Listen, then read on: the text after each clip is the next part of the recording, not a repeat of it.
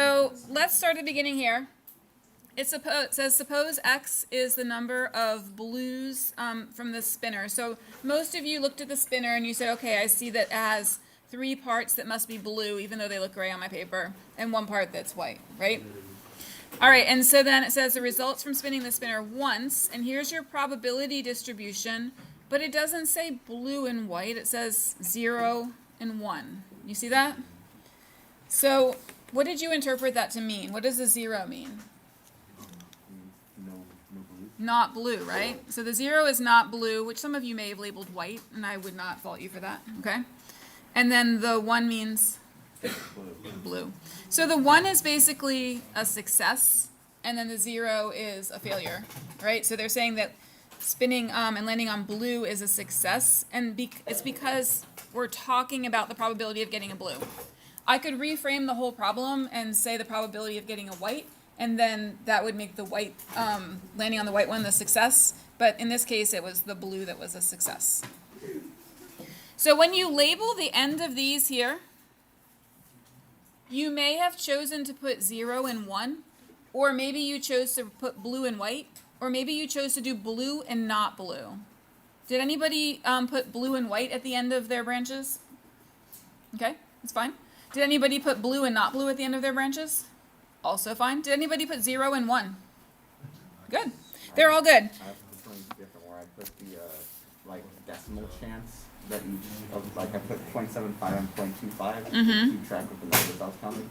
So the decimals or the fractions, those should go on the branches, and then at the end you put the results. Okay? So there's a lot there. I see that, right? In fact, let me turn this off for a second because I wrote in pencil, so it's kind of hard to see. Okay, each branch, you have your outcome. 0 is not blue, 1 is blue. I don't actually recommend doing it this way because I switched, but it does work to use 0 and 1, or you can use blue and not blue, or you can use blue and white. They're all fine. And then you have to write out all your possibilities. So this is the first time you spin it. It's going to either be not blue or blue. And then the second time you spin it here, and then the third time you spin it here. And these are all the outcomes, and it says find all the outcomes. And what you're going to notice is that there's not that many different answers. It could be 1 over 64, 3 over 64, 9 over 64, or 27 over 64, and that's it, right? And then you'll notice what's the same about the ones that are the same. So the 9 over 64, they have 2 blue and 1 not blue. See? 2 blue and 1 not blue. So the order of them doesn't matter in this because these are independent trials.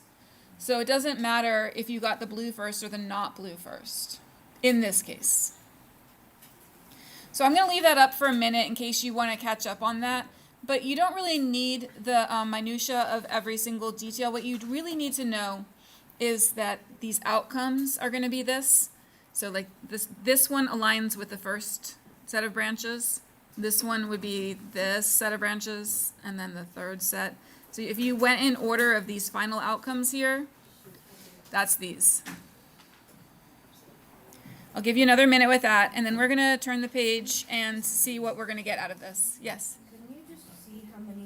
All right. The title for this page is Binomial Distribution, and so we're going to talk about a binomial distribution. Right?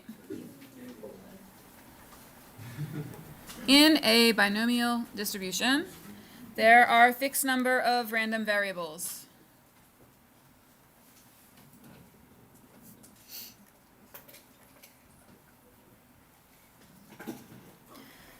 And there are only 2 possible results for each trial.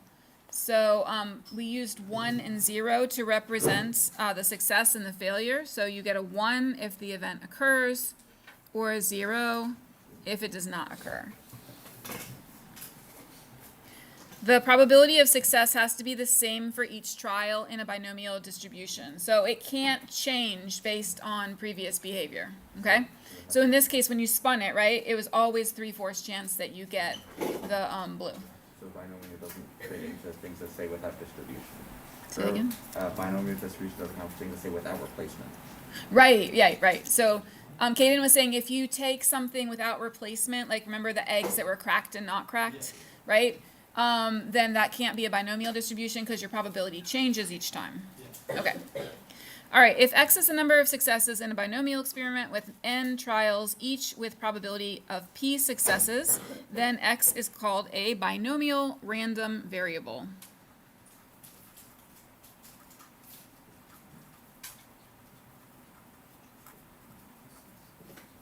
Okay, so here's some context for it. Consider the spinner from the warm-up. A success is a blue result, and x would be the number of successes in 3 spins of the spinner.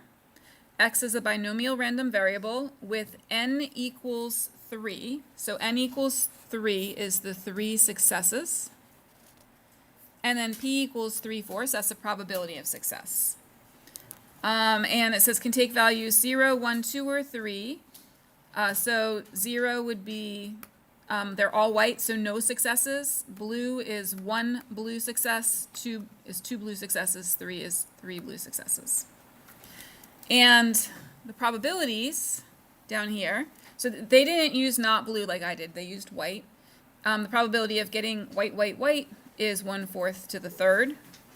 For x equals 1, there were 3 ways to do it. And so like Sophia suggested, you can do 1/4 squared times 3/4 because that's going to be the probability of getting 2 whites and 1 blue. And then you can just multiply that times 3 because there's 3 ways to get it. So the thing you need to know is how many ways can you get that outcome, and that's where Pascal's triangle is going to come in. For x equals 2, so there could be 2 blues. There's 3 ways that you could have 2 blues, and it's the same thing. Blue times blue is 3/4 squared times white, which is 1/4. And there were 3 ways of doing it, so you can just do 3 times that outcome. And then there's only one way to get blue, blue, blue, and that would be 3/4 times 3/4 times 3/4, but there's only one way to do it, so we don't do anything more with that. Okay? And it says, notice for any particular value of x, each outcome with this property will have the same probability of occurring, and the order that the blues and whites appear does not matter. So that's important for shortcuts, and it helps us do some of the more complicated problems that we were kind of avoiding last unit when there's a lot of different ways of doing something.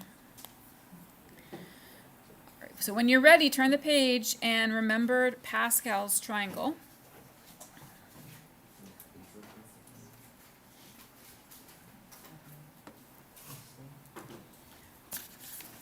Pascal's triangle is named after a French mathematician, but he was not the first person to use the triangle. So it's interesting to research like more ancient uses of Pascal's triangle, because often people who use mathematics in Europe get credit for things that people in other continents were using way before them. So Pascal's triangle, oh, that's what we put here. The title and the first word. Yep. Pascal's triangle is an arrangement of numbers in a triangular array such that the numbers at the end of each row are 1, and the remaining numbers are the sum of the 2 numbers in the above row. To build Pascal's triangle, you need, at a minimum, the first 3 rows. I'm not really sure why you need the first 3 rows, but it doesn't matter. You're going to build more than 3 rows usually. You may be used to seeing Pascal's triangle with a 1 at the top. And I don't care if you put it there. I think the reason why these notes don't have the 1 at the top is because that's called row 0. And people get confused. They forget to start at row 0. So this is row 1 here. And this is row 2. And then this here would be row 3. All right. And if you had a 1 at the top, that would be row 0. And you can put it or not put it, but it might confuse you to put that one there. So notice here, if I wanted to make another row in my Pascal's triangle, you start by putting a 1 on the outside. And then you add the 1 and the 6, and you put the answer between them. And then you add the 6 and the 15, and you put the answer between them. So you can complete that next row there. It can be helpful. So I'm not going to finish it, but you understand the process. Does anybody have a question about how to get the next number here? You add them, right? So you would add the 15 and the 20, and you would get 35 right there. Okay. So notice that the values at the end of each row are always 1. Each of the remaining values is found by adding the two values diagonally above it, and the triangle can be continued indefinitely. It's kind of interesting to look at Pascal's triangle, a bigger one, because there's so many patterns in Pascal's triangle, and sometimes you find them in the diagonals, or you can find them just from the numbers themselves. For example, if you add the numbers in a row, you're going to get powers of 2. So 1 plus 1 is 2. 1 plus 2 plus 1 is 4. 1 plus 3 plus 3 plus 1 is 8. These are all powers of 2. One thing that doesn't actually keep working forever for some reason, but it works for quite a few rows, is that if you just take these as digits, they're powers of 11. So this is 11 to the first, 11 to the second, and 11 to the third. There are more. I'm trying to remember. Oh, here's a good one here. 1, 3, 6, 10, 15. What kind of pattern is that? How do you continue that pattern? 1, 3, 6, 10, 15. Plus 2, plus 2, plus 4, plus 5. Yeah. Plus 6. So yeah, plus 2, plus 3, plus 4, plus 5, then you have plus 6. So there are all kinds of fun patterns in Pascal's triangle. It's really interesting all by itself, but we actually use it. We use it to solve problems like the one on the front, so we don't have to write out all those different possibilities. Okay? So you might remember of doing like permutations and combinations in Algebra 2 class. This is related. The number of ways of getting R successes from n trials is the R plus 1 value in the nth row. So if I wanted to know, let's go back for a moment. How many ways can I get 2 successes in 3 trials? I go to the third row here, and then I go to the 2 plus 1 value, so I go to the third value here, and there are 3 ways, right? And we already figured that out because we wrote them all out. There are 3 ways to find the answer. So, here we are. R plus 1 value in the nth row, and you can write it like this. It's called the binomial coefficient. Remember, coefficient is a number that you multiply by? Coefficient. It's always hard to spell. And you can read this as n choose R. So out of n, choose R.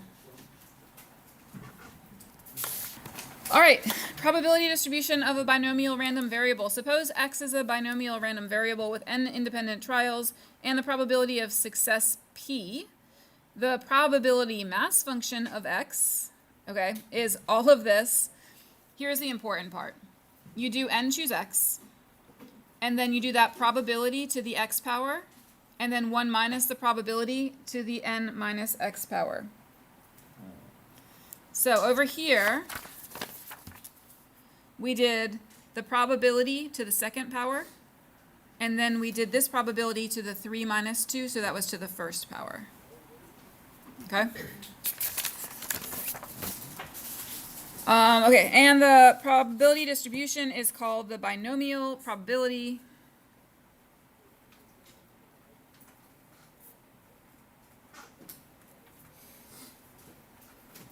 And we write it like this. Okay.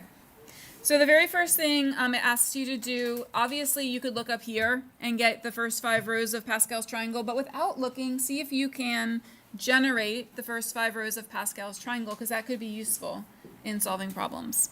So try not to look up here and generate the first 5 rows. Remember, it starts with 1, 1. That's your first row. So yeah, you can check your own work. 1, 2, 1, 1, 3, 3, 1, 1, 4, 6, 4, 1, and then the 5th row. 1, 5, 10, 10, 5, and 1. Any questions on how to generate Pascal's triangle? Okay, turn the page. We're going to use that triangle in the next problem.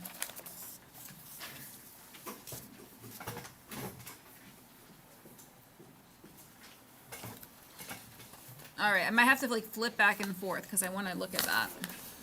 So, an archer has a 90% chance of hitting a target with each arrow. If 5 arrows are fired, determine the chance of hitting the target first twice only. So out of 5 times, we want to hit the target 2 times. So we want to know how many ways can we hit the target 2 times. Like it could be the first and the second, or the first and the third, or the first and the fourth. It could be the last 2 times, right? How many different ways are there? We're going to multiply that times the probability of hitting the target twice and not hitting the target 3 times. And that comes from that formula that you guys were like looking sideways at a second ago. This formula here. Okay. That comes from this formula right here. So this is an example of it. Okay, so we had 5 trials. We wanted success exactly 2 times. And so we multiplied that times the probability of success twice and not success 3 times. Okay, then we are going to go to, what does it say again? We want to go to the r plus 1th value in the nth row. So we're going to go to r plus 1 value in the nth row. So the nth row is the 5th row here. Nope, it's down here. And we're choosing 2, so we want to go to the 3rd value. So 1, 2, 3. So there's my 10. Okay? So that means there's 10 ways to choose 2 of those 5 trials to be the successful trials. Okay? So there's 10 ways to do it. And then you're going to multiply that times 0.9 squared times 0.1 to the 3rd. And you're going to use a calculator and find that probability.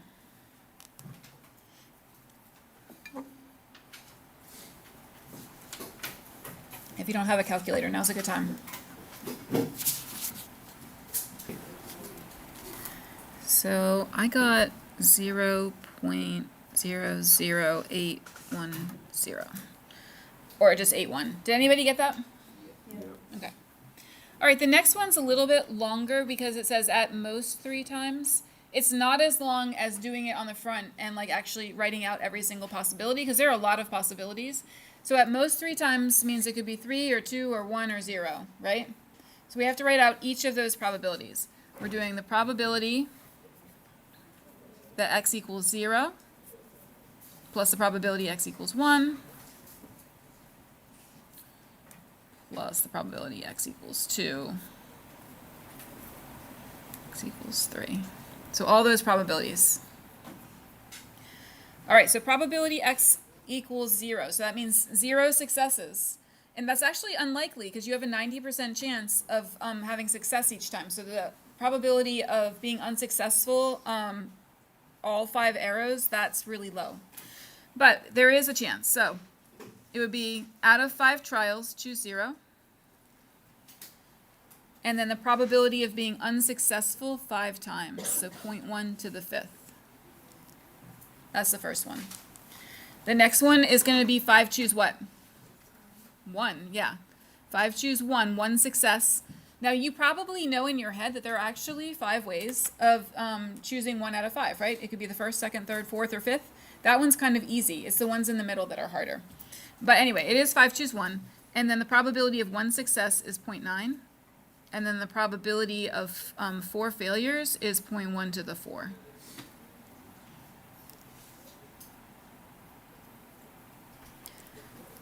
And I'm going to kind of run out of room, but we'll fit it in here somehow. I've got 5, choose 2. How many ways can I be successful 2 times out of 5? And that would be 0.9 to the 2 times 0.1 to the 3. So that would be 2 successes, 3 failures. Plus 5 choose 3. 3 successes, so that's going to be 0.9 to what? The 3, right, for the 3 successes, times 0.1 to the 2. All right, so that's a bit. We do have to find these values on your triangle, and then we can put the rest of it in the calculator.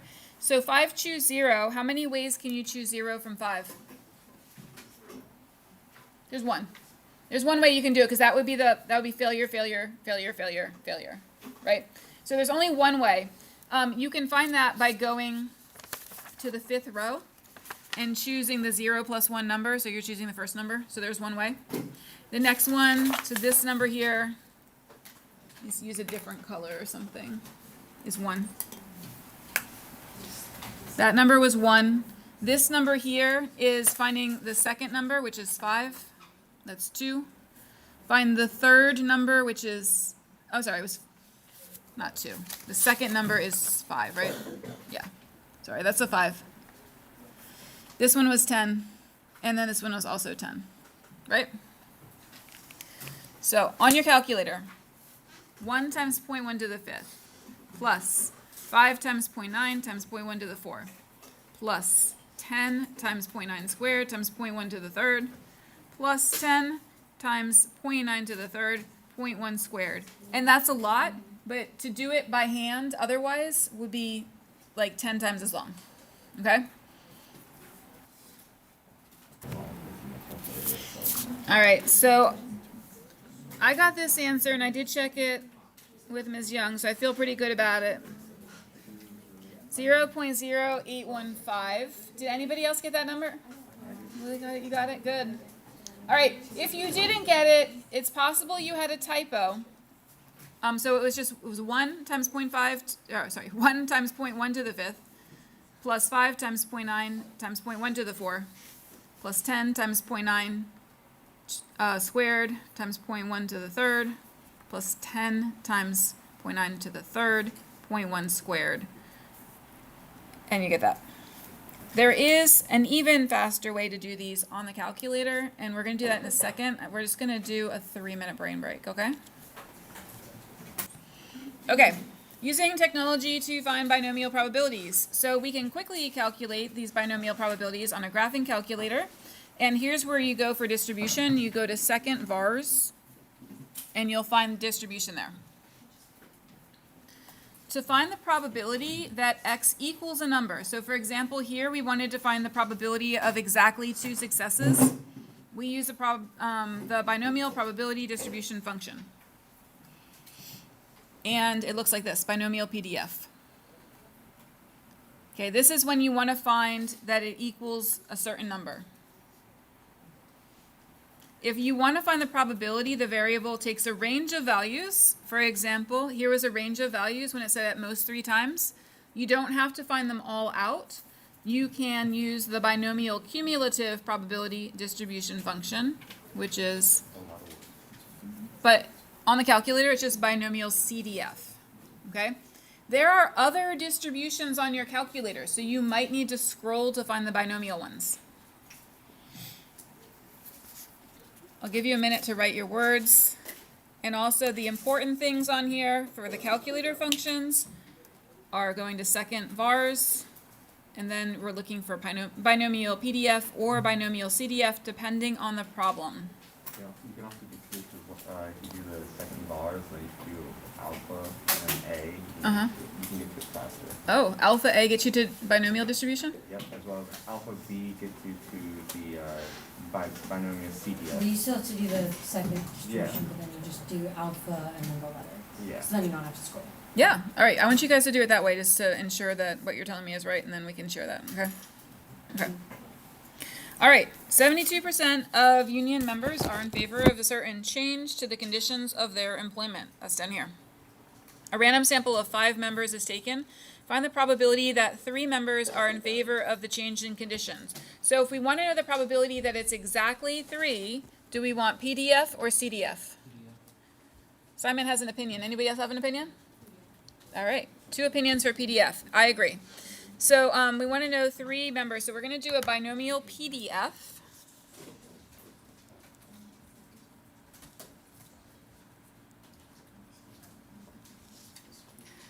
And some screens look different from others, but the numbers that we're going to be using are 5, because we're choosing from 5.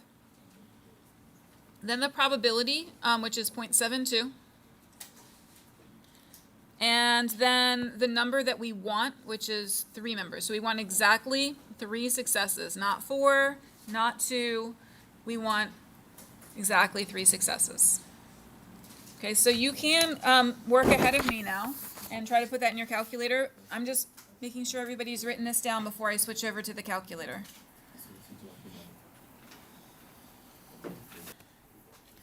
So let's go to the calculator. And let me move it up. Okay. So it says go to second and then vars. That's what I'm going to do here. And then you can scroll to A. Oh, are you telling me that you could just do alpha A and you didn't have to scroll? Click alpha and then math is send you straight to PDF. So let me quit out of this. All right, so Caden's saying if we go alpha. Well, no, first if you go to the, Oh. the distribution. Okay, so first I have to do second vars, right? Yep, and Then alpha math. math. Oh, it takes you right there. Okay, so you could do it that way, or you can also scroll to it. Does your screen look like mine, or does it just come up binomial PDF? Like, does it look like this, or does it just say the word binomial PDF? It looks like It looks like that. Okay. So in old calculators, you actually had to like just enter it in the parentheses like this, but the newer calculator, I think, gives you the prompts. Okay. All right. So 5 trials, probability is 0.72, and the x value is 3. So let's enter through those. Okay. And we get the probability is 0.293. Hello. So in the next one, we're going to do the probability that at least 3 members are in favor of the changed conditions. So we need to do a PDF or a CDF? A CDF. And there's a little kink in this plan, so give me 1 second. Let me get you. All right, we want to know the probability at least 3 members are in favor of the changed conditions. So that would be 3 or what? 2. At least 3. So that would be 3, 4, 5. 3 or 4 or 5, right? So 3 or more. The CDF function is going to tell you the probability of less than that number. So what we want is everybody else, right? The CDF function is going to tell us the probability that it's less than that number. And so what we're going to do is subtract that from the probability of 1, which represents all the possibilities, right? And then that will give us the probability that it's greater than that number. So you essentially do the same inputs, but then subtract it by 1. Yeah. So it's going to be 1 minus the binomial CDF.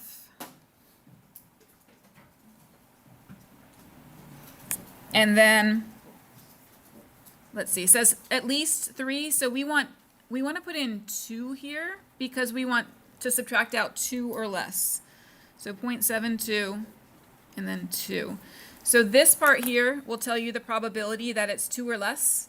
And we subtract that from 1 to find the probability that it's 3 or more.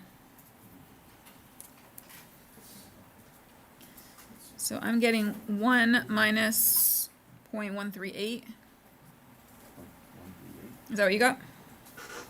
And then I got 0.862. Anybody get the same? Maybe. Okay. The mean and standard deviation of a binomial distribution. So in these definitions, you'll see N and P. So let's just define what those are. N is the number of trials. So like if you roll a die, it's the number of times that you roll the die. And P is just the probability of success.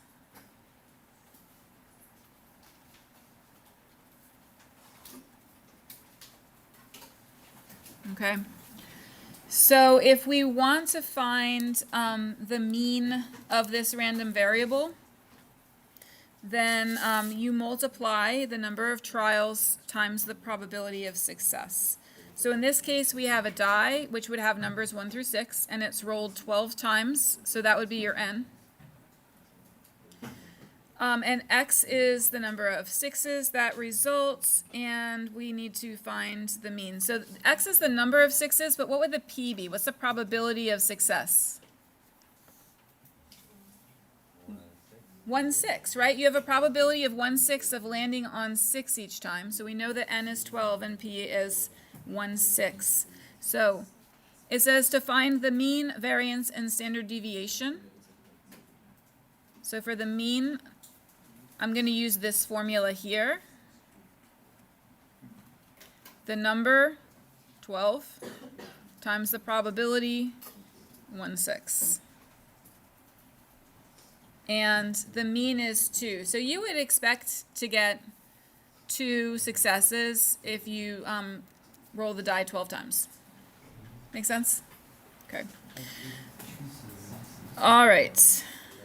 Variance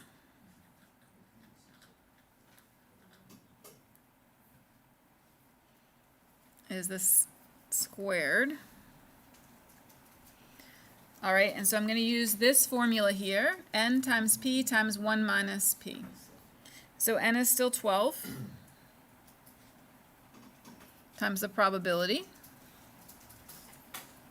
And then 1 minus 1/6 is how much? Yep, 5, 6. 5/6, yep.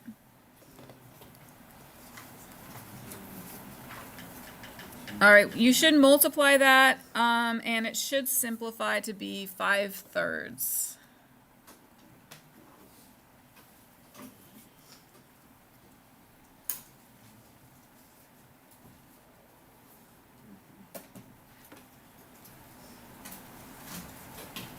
Okay. And then the standard deviation is just going to be the square root of the variance. The square root of 5/3. Yeah. So this one, we're not going to get a rational answer. You're just going to give me your 3 sig fig answer.